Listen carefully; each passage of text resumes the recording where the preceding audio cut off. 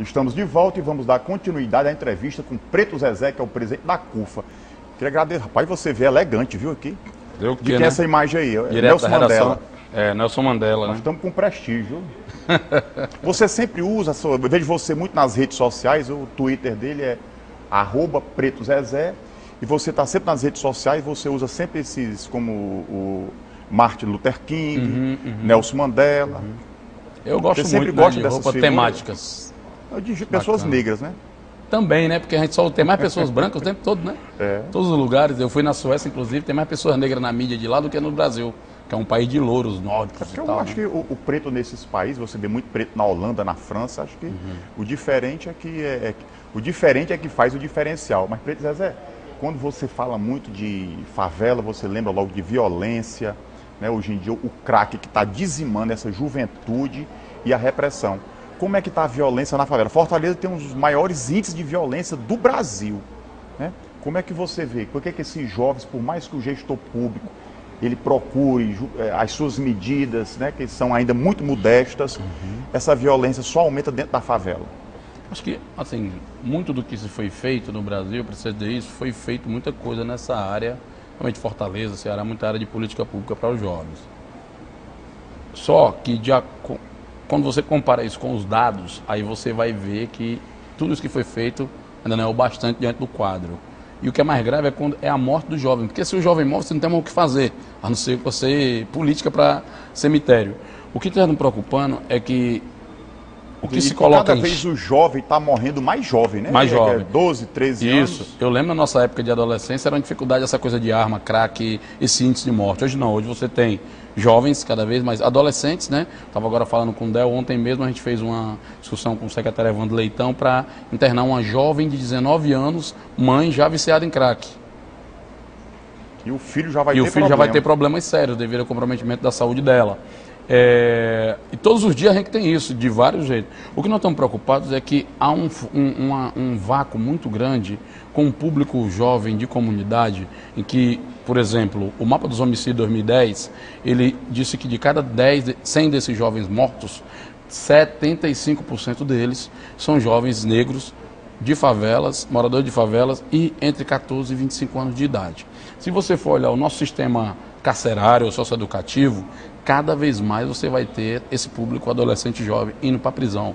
Você olha as mortes e as execuções desses jovens em Fortaleza, no nosso estado, é o recordista do Brasil. Porque hoje em dia você, além da polícia, né? A polícia mata também no confronto, mas você vê muito traficante, guerra de gangues, hein, de traficantes, um mata o outro para tomar de conta da boca de fumo, é bocada, né, a expressão que usa hoje em dia, que vem o outro e mata e tem esse ciclo, né, que um vai matando Mas o o outro. preocupante para nós tem sido as armas.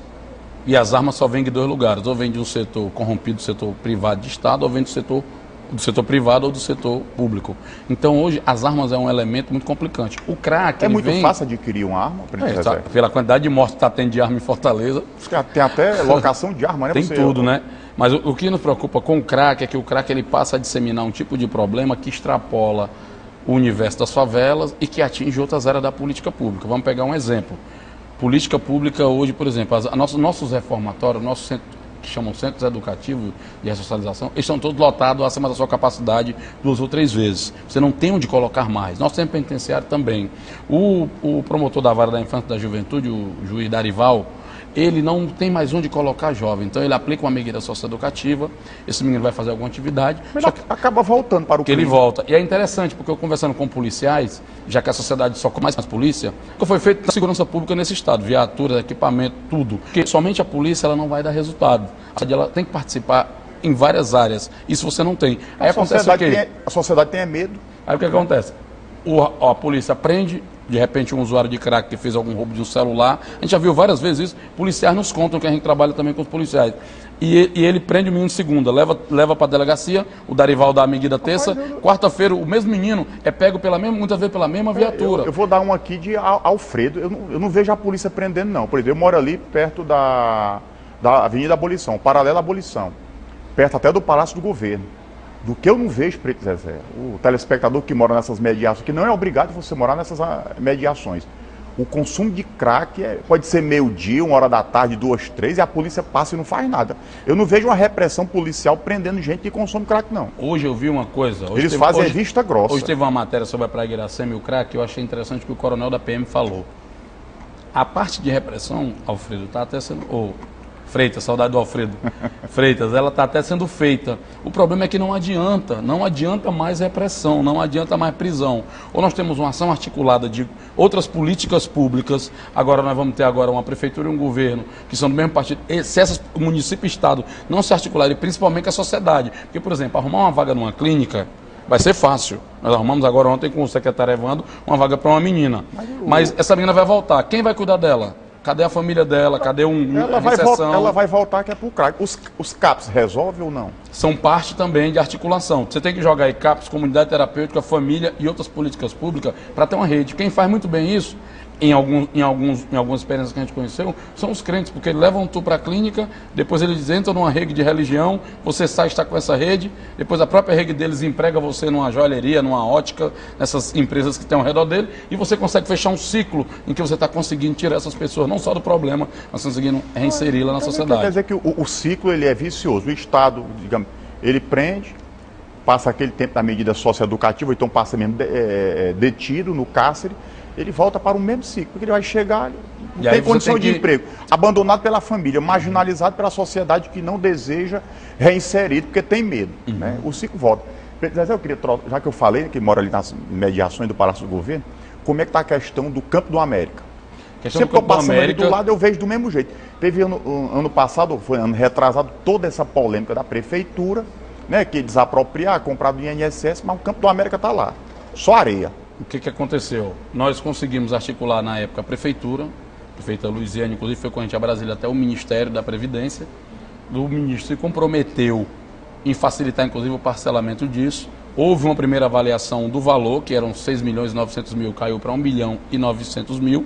O próprio INSS fez essa avaliação.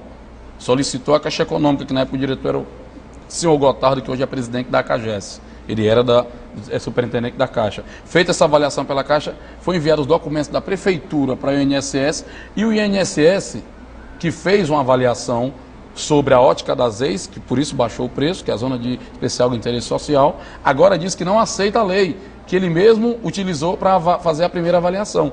E aí, o que nós estamos, junto à Prefeitura, agora pegamos todos os documentos... O Ministério Público não teve intervenção nisso, não? Já não, porque no leilão, quando o ente público demonstra interesse, automaticamente o leilão cai e aquele ente público tem a prioridade de fazer a compra. O que está faltando? O que está faltando agora?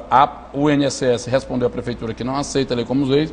A Prefeitura enviou novamente uma leva de documentos, mas inclusive nós acompanhamos. O valor do leilão, do preço. Nós intervimos por quê, junto à Prefeitura? Para tentar levar os documentos de novo para comprovar. O INSS de novo não aceita e nós estamos tentando uma intervenção agora, novamente, junto a Brasília. Vamos à Casa Civil com a ministra Gleisi Hoffmann para tentar fazer novamente uma mediação. O ministro Padilha, inclusive, que foi o que ajudou na época, vai ajudar agora, para que o INSS não cometa um crime num auge de um governo que se destaca pela inclusão social, como é o governo da Dilma, como foi o governo do Lula, de tirar da comunidade um único espaço público dessa área do Meireles Aldeota. Eu vejo ali, se o telespectador passa ali nas mediações do Meireles, é só areia e o espaço é muito grande e poderia ser uma grande área de lazer. Pedro Zezé, esse nosso segundo bloco terminou e eu queria tratar no bloco seguinte 2 assuntos. Primeiro, juventude com a polícia, se existe essa interação ou não, e os desafios do próximo prefeito de Fortaleza para fazer essa inclusão, esses jovens excluídos da favela. Vamos tratar no bloco seguinte? Bora. Ok? É no minutinho só.